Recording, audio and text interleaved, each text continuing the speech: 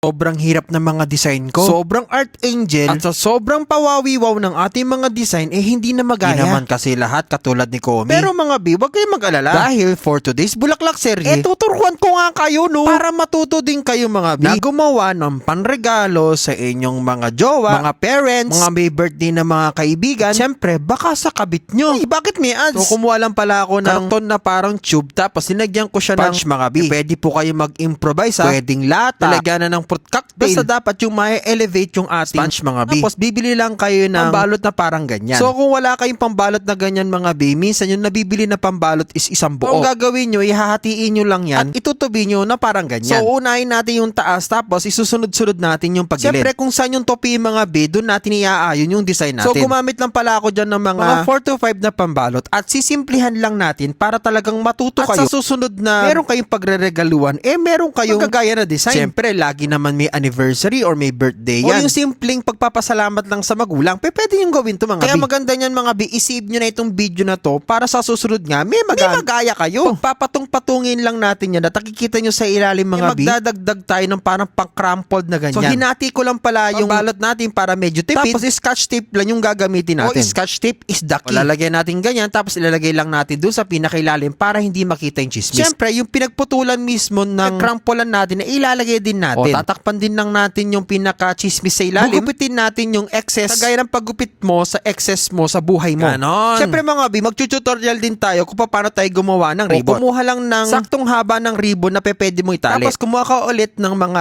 tatlong hatak na ganyan na ribbon. Yes mga B, dyan ako nagbe-base ng ribbon para maging fuller at maging maganda yung ating pagkaka-ribbon. Tapos i-loop-loop design lang natin na ganyan. Yan sa pinakagitna mga B, magkakat tayo ng parang ganyan. Parang paliliitin natin yung pinakagitna niya mga B para magiging sexy siya. Tapos yung maliit na part na yun, ilalagay natin dyan sa may ribbon at itatali natin ng ganyan. O pag nagbubuka na kayo ng ribbon mga B, minsan hindi makabuka. Kasi medyo madulas yung ating mga fingers. Yung gagawin natin mga B, babasahin natin yung fingers para mabilis makabuka yung mga ribbon. O diba, meron ka ng lalagyanan mga B. Gagawin mo na lang, mamimili ka na lang ng bulaklak. So yung mga typical na ganito mga B, umaabot ng mga 10 klase ng bulaklak yung pwede natin mailagay. Siyempre pwedeng pag ipagsiksikan, hindi yung sarili dun sa ex mo ha. Kasi baka hindi na kayo magkatuloyan talaga. I mean, pwede mong siksikan ng mas marami pang mga bulaklak if you like. Siyempre kung mga 3 bundles o 5 bundles mga B, lalakihan nyo yung paggawa nyo ng ganito. Siyempre, yung mga ganitong klase mga design mga B, pang mga isang bundles lang. Pero siyempre dahil nasa flower shop ako, minekos-mekos ko siya. Gumamit lang pala ako ng 7 rosas tapos dyan. Naglagay din ako ng lilium at ng mga chrysanthemum. O yung mga chrysanthemum, nakamura ako kasi nga napaghati-hati ko siya kagaya ng ex mo na napaghati-hati niya yung mga time niya sa mga kirida niya. O diba? Talagang masasampal mo talaga siya Tapos sinusuyo ka. Sasabihin sa'yo na, hindi mo ko deserve pero mahal kita. Akin ka na lang ulit. Ako na lang ulit. Tapos aanakan ka lang. Ay sorry may ads. Naglagay na rin pala ako ng mga ruskus mga bisang mga gilid-gilid. At syempre dahil wala pa rin tayong gypsophilia, gagamit tayo nitong mga status mga B. At oo nga pala mga B, para sa mga kulay naman, stick lang kayo sa 2